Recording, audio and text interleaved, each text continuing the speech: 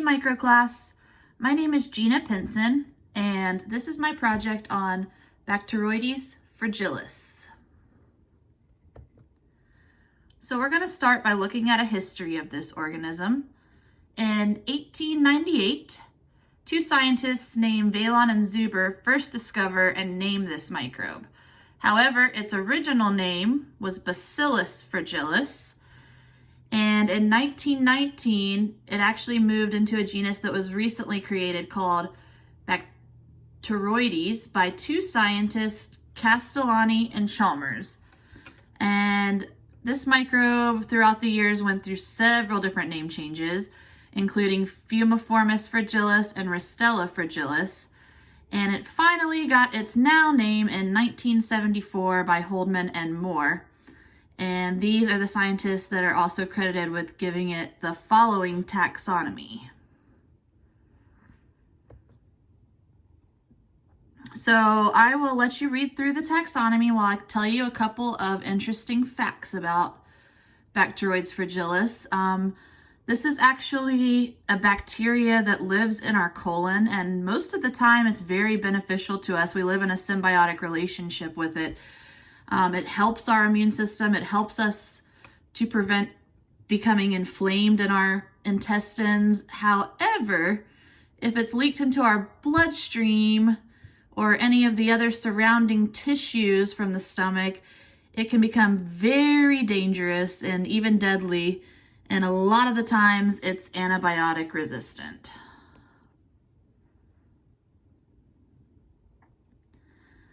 So the metabolism of B. fragilis, it is a heterotroph. It gets its main source of energy through fermentation of a sugar derivative from plant material that we're not able to digest fully as humans. And this species convert the plant materials into simple sugars and fermentation acids. The species contains an enzyme called neuraminidase that renders other carbon sources when glucose levels get low.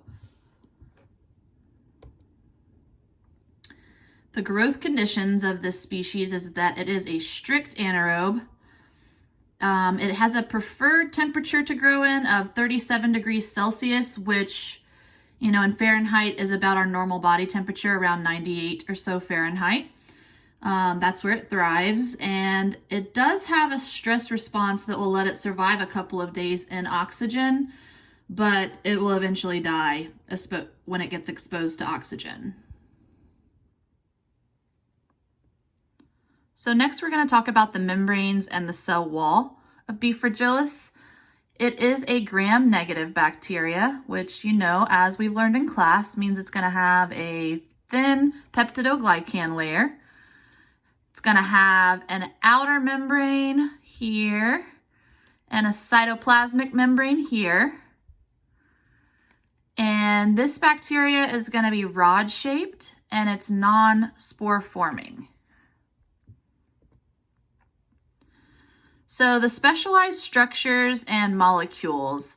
In around 2004 to 2005, scientists were actually able to complete a genome sequence of this bacteria that allowed them to see some really cool specialized structures and characteristics. They found complex systems that sense the nutrients available and tailor these systems accordingly based on their availability, and the ability to control the environment by interacting with the host immune system so that it controls other competing pathogens. They also found multiple pump systems that are inside of this bacteria that is able to pump out and rid itself of toxic substances. All right, so next we're going to talk a little bit about genetics. And basically this bacteria has a toxic and a non-toxic version, which we talked about a little bit at first. But it has an enterotoxigenic version, which means that there's a protein exotoxin released by a microbe that targets the intestines.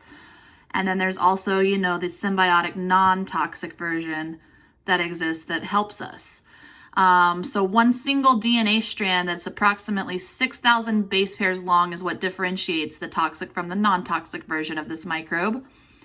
And when we were able to sequence the genome, we were able to find that one strain of this species has allowed scientists to reveal multiple strands of inverted DNA, which gives them many more possibilities of arrangement of the outer membrane, including 8 different polysaccharides.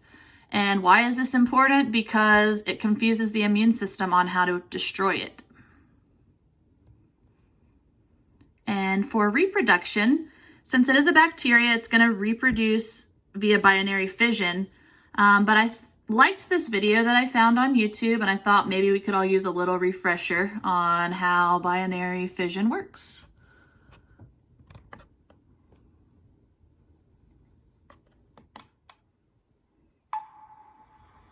In this video, we're going to explore binary fission, which is a process by which prokaryotic organisms, such as bacteria, divide and reproduce. Binary fission is the equivalent of the cell cycle, but the two are very different, and the cell cycle only occurs in eukaryotic organisms. To understand binary fission, let's look at a simplified version of our bacteria, to better show the bits that you need to understand. Bacteria have both a large circular piece of DNA, which contains the important genes that they need for basic survival, plus extra smaller circles of DNA called plasmids. When the bacteria wants to divide, the cell firstly replicates all of its genetic material. The cell then grows, and the 2 large circular strands move to opposite poles of the cell. However, the smaller plasmids are more randomly distributed. Finally, the cytoplasm itself begins to divide, and a new cell membrane and cell wall form around the new cells. Here, we've shown the wall and membrane as a single line. But don't forget that in reality, there are 2 layers. The cell wall on the outside, and the cell membrane on the inside.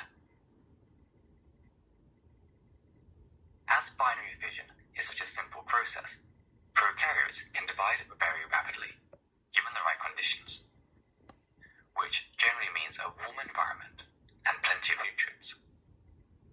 For example, some bacteria can divide every 20 minutes, which means that a single bacteria could form a colony of over 250,000 in just 6 hours. All right, so next we're going to talk about the biosafety level of this organism. The biosafety level of this particular species is a level 2 based on the U.S. Public Health Service guidelines. And just to refresh our memories a little bit, that means that they're difficult to contract via aerosol in a lab setting, but still come with moderate potential hazard to environment and personnel working with the species like in a lab setting. So we're going to give it a level 2 biosafety rating for that reason. Immune system interactions. So we've talked a little bit about how it can be positive and beneficial to our immune system. So this species of bacteria in particular, and in fact, the whole genus of Bacteroides, send communication to our immune system, making sure that they're kept out of harm's way, but telling our immune system which responses to make. And this particular species of Bacteroides fragilis has been shown to exert beneficial effects on the host immune system, and it does this by producing a capsular polysaccharide that protects and corrects some immune system deficiencies that are due to a lack of bacterial colonization inside of our gut. And it also helps prevent intestinal inflammation that causes colitis. So diagnosis and testing. There are multiple areas of the bodies that this bacteria can infect. So cultures are used from stool, pus, or peritoneal fluid, which is the fluid around your stomach area, depending on what area is infected.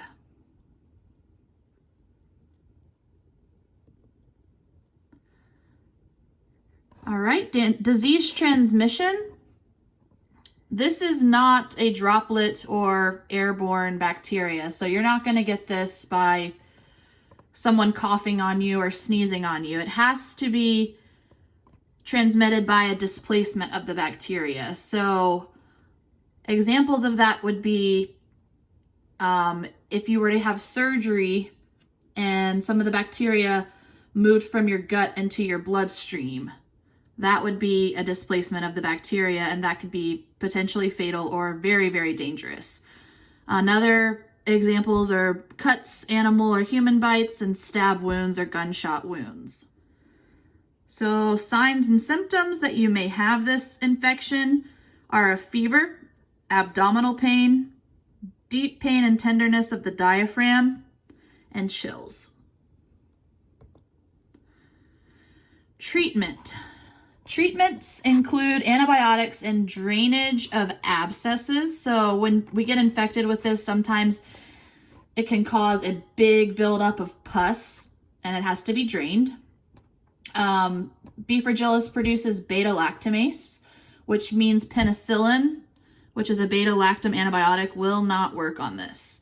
However, a combination of beta-lactam antibiotic with a beta-lactamase inhibitor will work. These are things like ampicillin, sulbactam, and metronidazole. All right, so prevention. There is no vaccine currently available. That means we're going to need to use proper PPE when we're dealing with this in a lab or when we're dealing with a patient that has an infection. It also means we need to use completely sterile surgery equipment. And prophylaxis, which is basically just a preventative measure, should be taken prior to surgery, especially if you're going to have surgery on your abdomen. A lot of surgeons will go ahead and put you on some type of antibiotic pre-surgery to keep you from getting this infection in the first place. Virulence and resistance to drugs. So this microbe has an LPS capsule that's slippery, and that prevents phagocytosis and promotes an immune system response, which promotes abscess formation in the peritoneal cavity. It also generates succinic acid. This inhibits the function of neutrophils, so they're unable to neutralize the microbe. As far as antibiotic resistance goes, it is resistant to vancomycin, and it originally was treated with clindamycin, but recently has developed a resistance to clindamycin. And more than 80% of the Bacteroides species are resistant to tetracyclines, and it is also resistant to aminoglycosides.